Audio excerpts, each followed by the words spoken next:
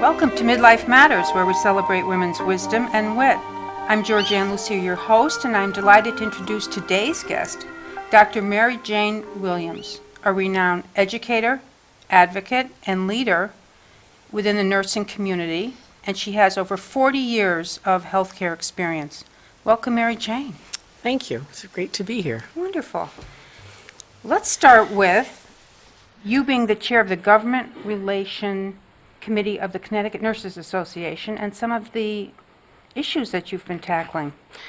Well, actually, that was kind of an instant thing that happened to me when someone became ill, and I was asked to take that position. So I've been in that position now since 2000. And one of the things that we do is we represent all of nursing at the state level.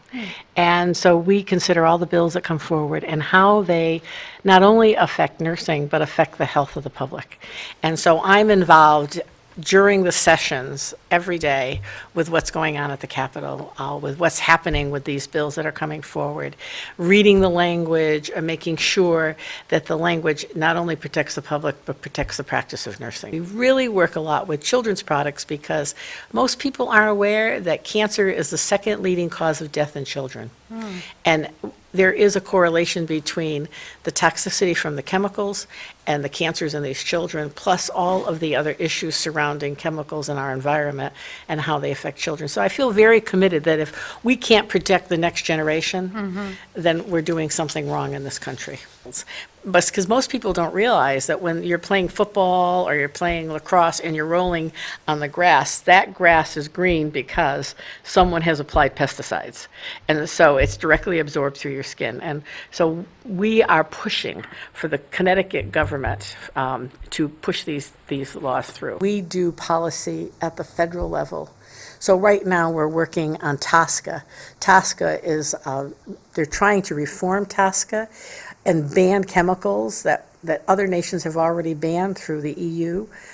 But we're not as successful because we have very, very powerful lobbies in the chemical industry. So we are working at the grassroots level in each state to influence our elected federal officials to support a bill that will remove these toxins from our products until we can prove that they're safe. I have been actively involved in the state and at the federal level, but not as much, doing the policy with nurses, doing the work that has to be done to educate people about nursing, and actually have a group that I worked with at the University of Hartford, and they call themselves the Williams 11.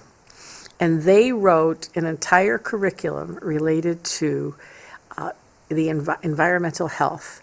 After they developed the curriculum, we went around the state of Connecticut to other nursing schools, and we presented the information to the individuals who came to the presentations. Individuals are now beginning to see the importance of having a healthy environment, what it's doing to our water, what it's doing to the foods we eat, and then ultimately how it affects the health of the people that we serve. And do you work with public health departments as one of your We do work with the partners? public health department. And educators. And I we work with imagine, yeah. educators. And Ann Ulick, who is the executive director for the coalition, and Hassan Gorski, who is now the coordinator for environmental at the Connecticut Nurses Association, myself, we will go out to any programs and do educational sessions to help nurses to understand how this relates to them and what their role is and how they can develop these competencies for the future. So yes, there is a goal, and the goal is to get everybody aware of what's going on.